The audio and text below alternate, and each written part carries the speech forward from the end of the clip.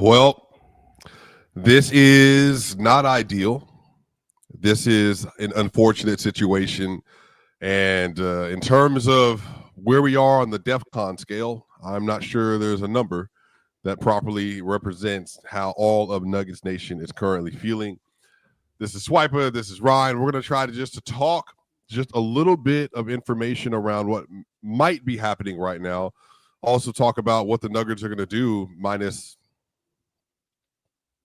4 starters now, and what the rest of the road trip will look like. What are the best and worst case scenarios for Nikola Jokic right now, and all that and more here on Locked On Nuggets.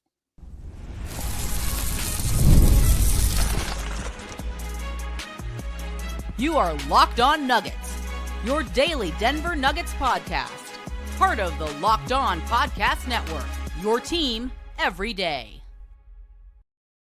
What's going on, y'all? Welcome to Locked On Nuggets. This is your daily Denver Nuggets podcast. I'm your host, Swipa, here with Ryan Blackburn, and we are here for the post-game show for the Miami Heat and Denver Nuggets and the second game of a 7-game road trip that they are on. And just about a week and a half ago, Ryan Blackburn and I were speculating, hey, are the Denver Nuggets going to be able to break the NBA record for the most road wins in a row in an NBA season? And no, not only is that over, but we are in a situation now where Nikola Jokic, the best player in the world, best player in the history of Denver Nuggets franchise sport, and also one of the best players in the history of the city.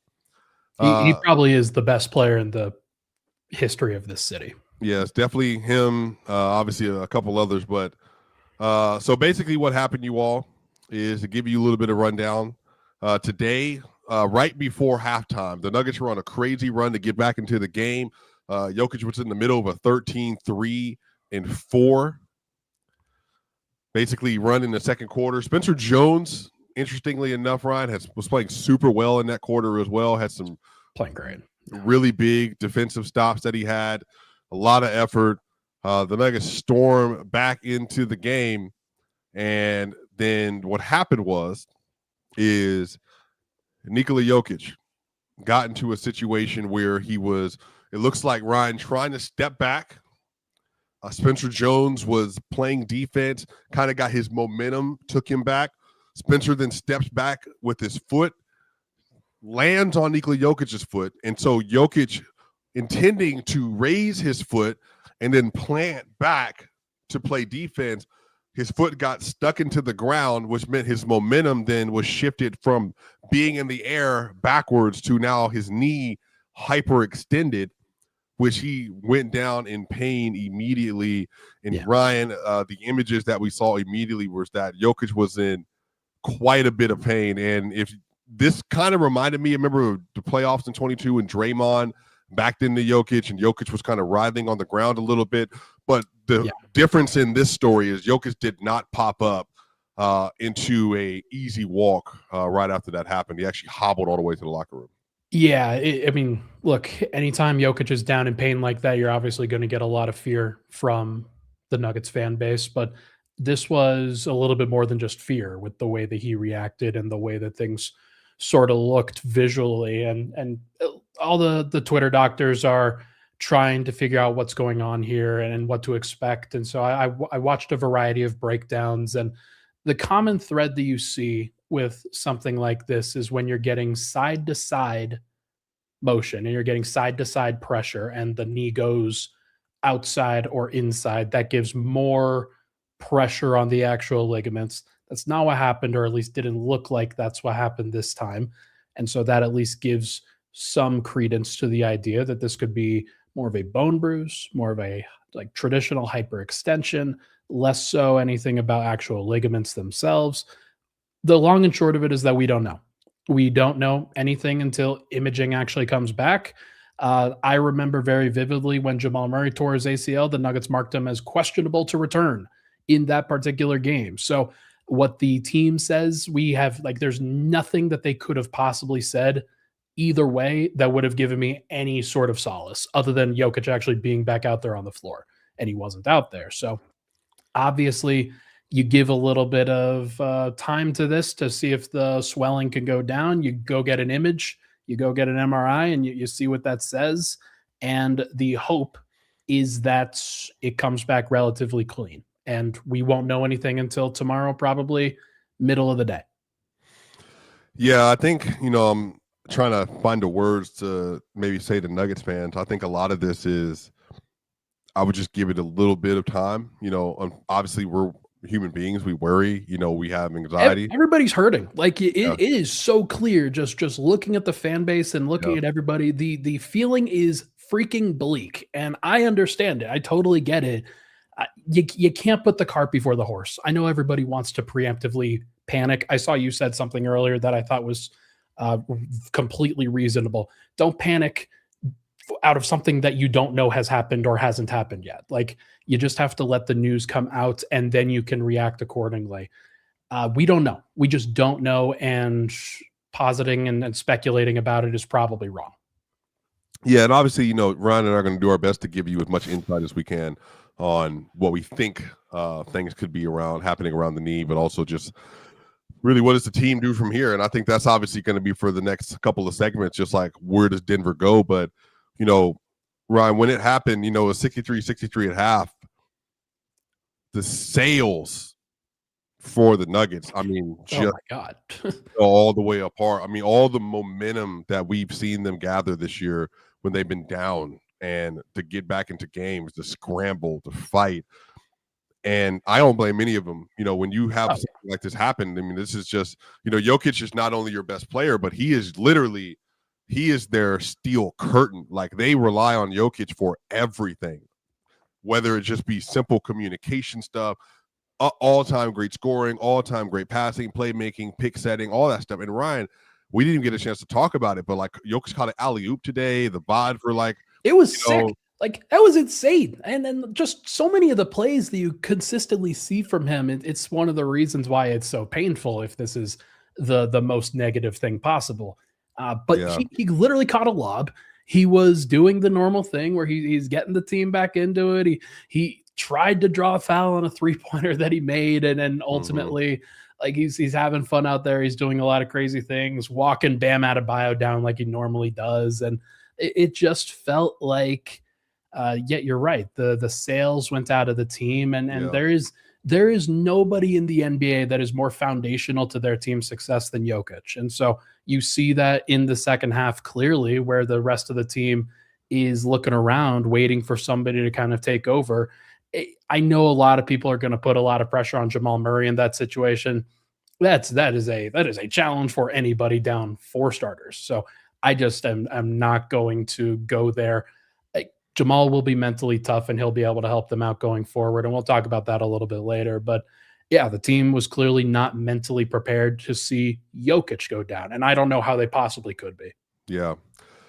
Yeah, I think sometimes, y'all, there just needs to be a little grace that's kind of shared with players. Players they're humans. And before anything else, y'all, these are like, these are their friends, that they're seeing, go through situations like this. And like I said, man, it's just, Jokic is, I remember distinctly, Ron, there's a time with Draymond where we at the time was like, man, that was kind of dirty on Draymond, just like the way, moving back into Jokic's knee. We're like, all right, he got up.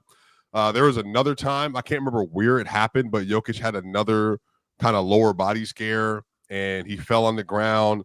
And it was just like, it was actually in Denver, and I remember it was like underneath the right basket by over where you sit in the media section. But this one was just, I honestly didn't even see it happen, Ryan, until the replay. I just saw that he was down, and I was like, oh, did he like roll his ankle or something? And then I saw the play. It's just, like I said, there aren't words to describe it, just because like there's this, he is so important to so many people, obviously, in the world, but obviously Serbia and Colorado and Denver, he means so much to this team that you just want him to be okay, first and foremost. But also you want the team to be able to get to a position where they can compete and do all the other things they were doing. Because Ryan, man, it's just like we started all the stuff this summer talking about how good this team was going to be. And then obviously first early season, they looked so good. And in the last 6 weeks, Ryan, they've lost 4 separate starters to different injuries, man. Yeah. Like, nobody can really make up for that. There's like, hypothetically, had Jamal been the one to go down, maybe Jokic could have done it. Maybe Like that's the only kind of player that you could possibly put into that situation and say, okay, now you're good, you're fine, you still have a chance. But now in this situation, the Nuggets are going to suffer for it. Like this is going to be tough. And even if this is a relatively short-term injury, it's still probably at minimum a month in all likelihood. So, but let's not speculate too much on that. Like there's some best case, worst case that we could get into maybe on the other side. Yep, cool. Let's do it. I'm back for more here. Locked On Nuggets.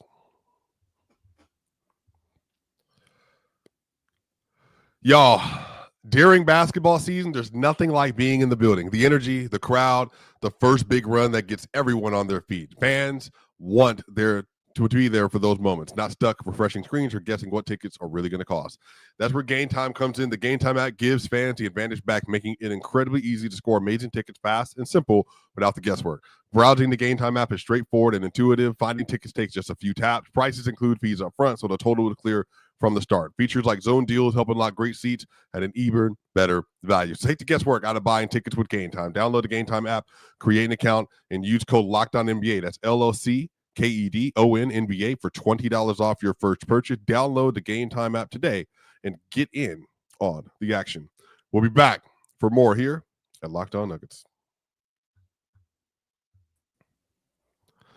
We are back for the second segment here at Locked On Nuggets.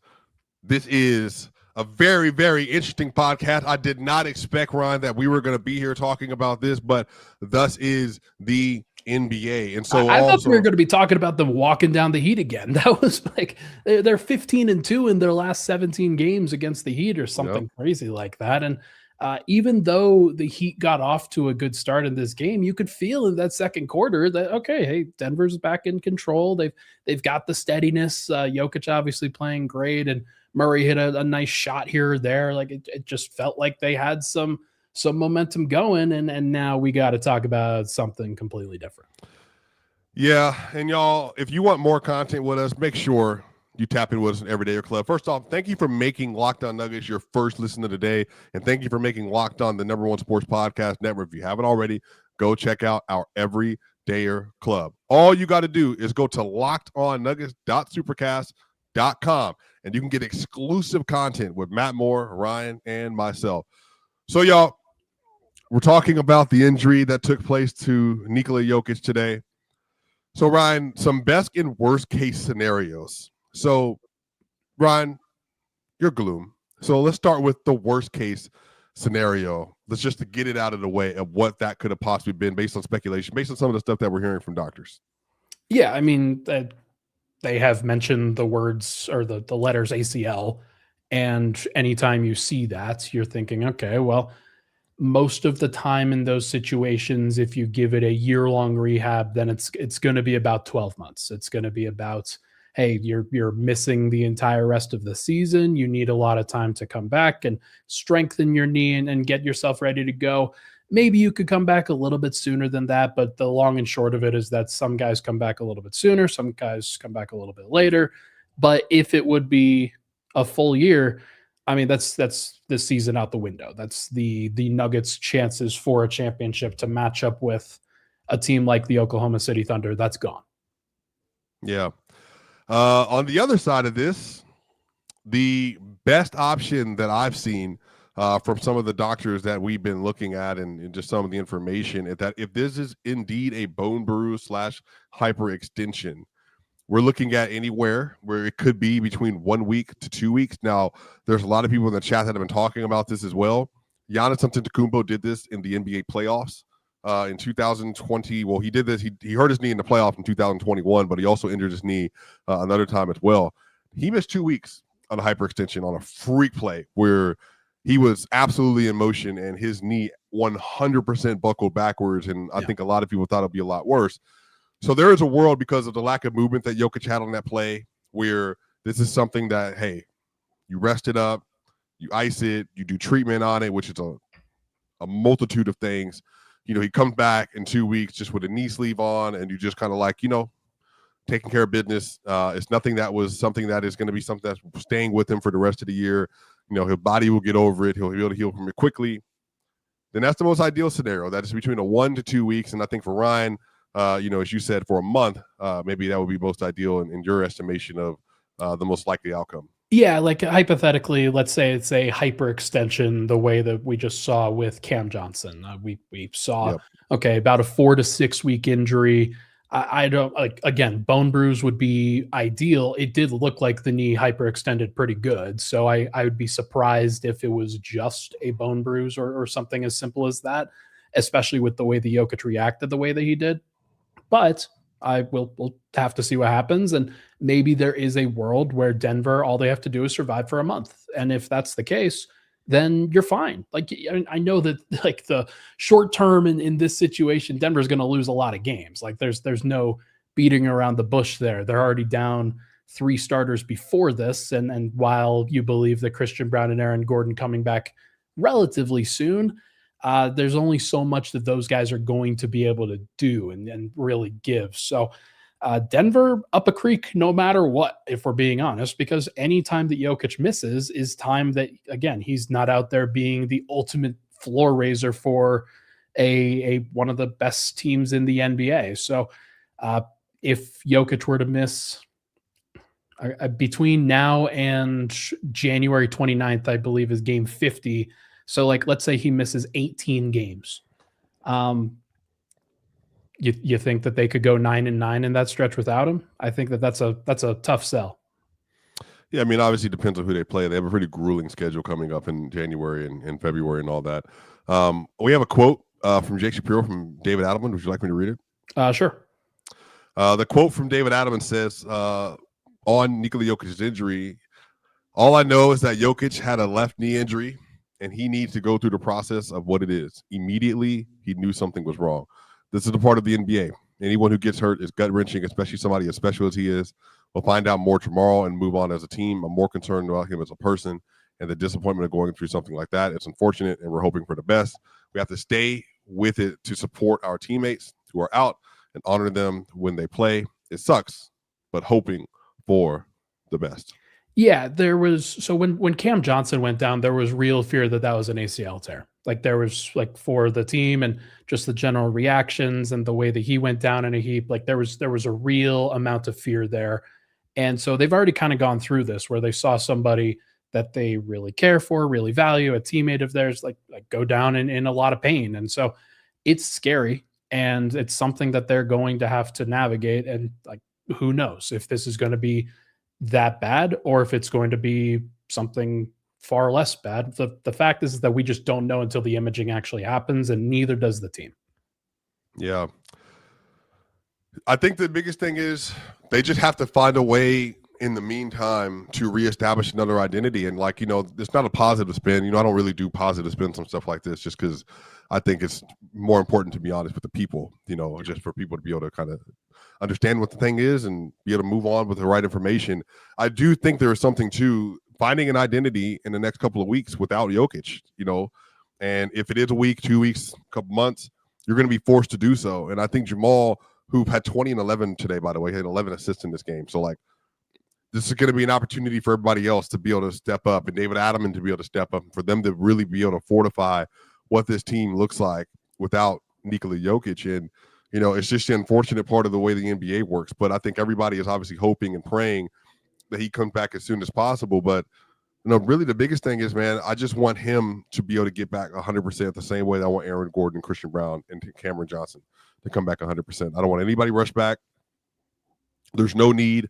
Jokic is Serbian through and through, so we know he does not like missing games. He does not like missing time. He does not like taking breaks. Yeah.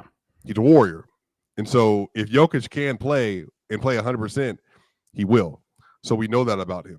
But I do think that if he needs to take some time just to allow for his body to heal, and Lord willing, like I said, this is not a serious season-ending injury, which is the worst outcome here, then you're going to be in a situation where you'll be allowed for him to get some rest and for the team to find another identity. Yeah, and in that identity, you would obviously, like you said, look to Jamal in that situation to be a guy that can carry the load as a playmaker, as a scorer, but really more a playmaker than scorer. He's obviously going to have to do both. But as we've seen in the comments and as we've seen already, like he's limping too. Like he's not perfectly healthy. He's been gutting it out while other guys have been out and trying to really help carry the load next to Joker for a while now. And yeah, like that's a scary thing to have to put a whole bunch of pressure on him. And now the defense gets to load up in a way that they didn't necessarily get to when Jokic was out there. So they're going to have some issues, and they're going to need some other guys to step up. From a center standpoint, obviously Jonas Valanciunas ready made to step into a starting role for the team. How they handle the backup position, I have no idea. Zeke Naji looked extremely shaky out there, and Deron Holmes actually got some action in the fourth quarter, and we'll see whether he can provide something a little bit sooner than people expected in the front court. But Denver automatically just they look like a different team without the best player in the world, shockingly. On the other side, we're going to finish this conversation about Jokic's injury, but also talk about where do they go from here with Ryan and with Swipa here. Locked On Nuggets.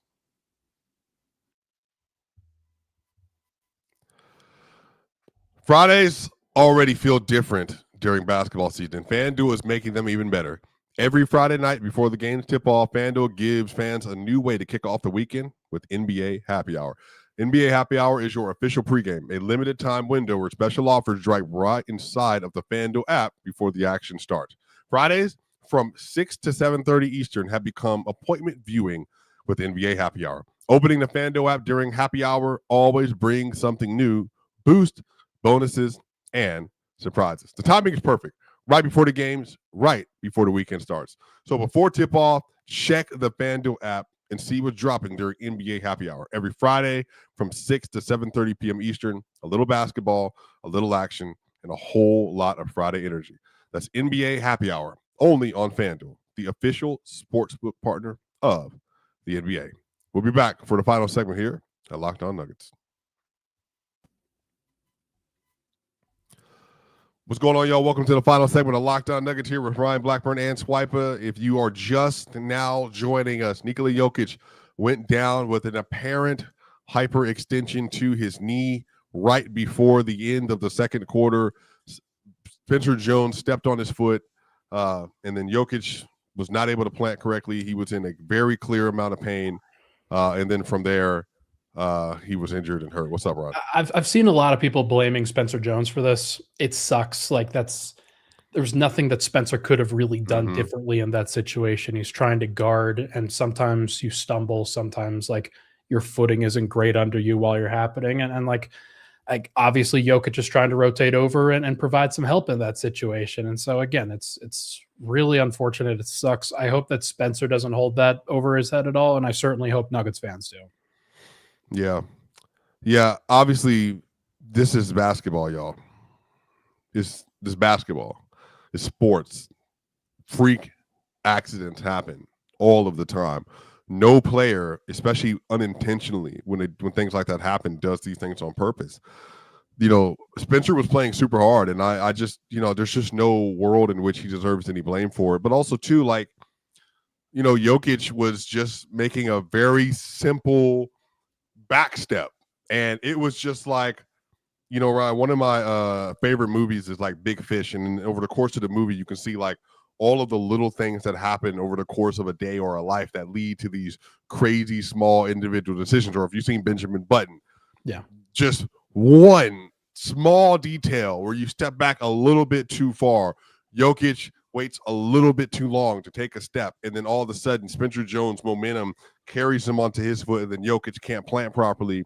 Now he has a knee injury that hopefully is minor. So it's a mix of things, man. Like, I'm hoping that when Jokic leaves the arena today, that he's already feeling a little bit better. Obviously, I'm hoping that when he gets the MRI, that he feels a little bit better. I'm hoping that Spencer Jones doesn't allow for this to affect him mentally at all. He's had an incredible season for a two-way player. Yeah. I'm hopeful for the Denver Nuggets that they're able to get their guys back, because again, sports are hard, Brian, and this is why winning titles whenever you can is important. I think maybe on another episode, you and I can talk a little bit about the last 2 years and why you and I were so on certain things. But Well, we'll cross that bridge when we come to it. Exactly. That seems like a pretty good later week topic after we know a little bit more. But Yep. you're 100% right, and just it's why you take advantage of every possible situation that you can, and you do not look a gift horse in the mouth, so to speak. Yep. Exactly. And so I think for all of you, I would just press a reminder that worrying and anxiety literally never helps any of us. And so as much as you can, I would just say, wait until the information comes out, prepare yourself for the information. Lord willing, this is something that is not a big deal. And then that way we can move on and say, okay, the question that Ryan and I would love to ask each other is like, how did the Nuggets get through the next 2 weeks or the next week? Let's actually look at it through the rest of the road trip, through that prism. I think that's a pretty good idea for wrapping up here. Denver, of course, they're on a full 7-game road trip, and they're 2 games into that and are now 0-2 on this road trip, unfortunately. And already a couple of games where you thought, okay, maybe they win both of those, especially if you're looking at it from an optimist perspective. They drop the first one by a point. They lose Jokic in the second one. Clearly reasons why. Now you go to Toronto and you play on New Year's Eve. You go to Cleveland. You play a couple days later. A couple days after that, you go to Brooklyn, potentially, again, missing Jokic throughout all of this. And you face Michael Porter Jr. and a surging Brooklyn Nets team.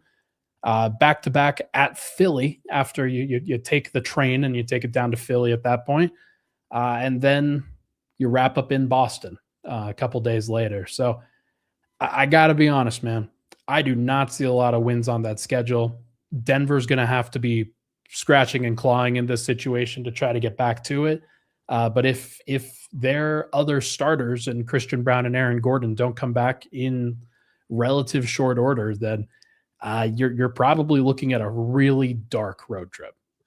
Yeah, Toronto's playing very well, very physical team, defensive-minded team. That will be tough. Jonas Valanciunas will be huge in that game, especially without Jakob Poeltl. And then obviously, Jamal Murray going back home, they're going to blitz the crap out of him. But Tim Hardaway Jr. is going to be big in that situation. Zeke Naji and Deron Holmes are going to play, and so we're going to have to see what the young boys got. Cleveland will be tough. Cleveland, they're not playing super well this year. That offense is still firing. They're not shooting the ball as well as you would want them to this season. Brooklyn is playing very well. Obviously, you would wanted a Michael Porter Jr. Masterclass versus Jokic, but hey, maybe Mike versus Jamal Murray in that game. That was still going to be a tough game without any of the starters except for Jamal. Yeah. And then it wouldn't surprise me, by the way, if they punt one of these games and just say, Jamal, you are resting. We're going to rest a couple of other guys too, and we're just not going to try to win one of these games. Yeah, then they have Philly. Who knows if Embiid plays in that game, but Paul George, Tyrese Maxey, VJ Edgecombe, that would also be a tough game without the starters, in particular Jokic. And then you got Boston, who's playing super well this year. That will also be a very tough game, especially without Nikola Jokic. And then you come home to Atlanta, Milwaukee, and all that other stuff. But Ryan, I'm not going to lie to you. There is a very real world where all together on this road trip, they go 2-5 to 1-6. But not just because of Jokic. If they had Gordon, Brown, and Cam Johnson with Murray, I could see 5-2, 4-3. There's a world you could see it. Depleted. Yeah. I mean, this is the delicate nature of a season where you put in so much great work, and Denver has put in a ton of great work over the course of the season, but they've let these games go every now and then. It's the Orlando game, the second night of back-to-back versus Dallas. They had that happen against Chicago and a couple of these other games throughout the year.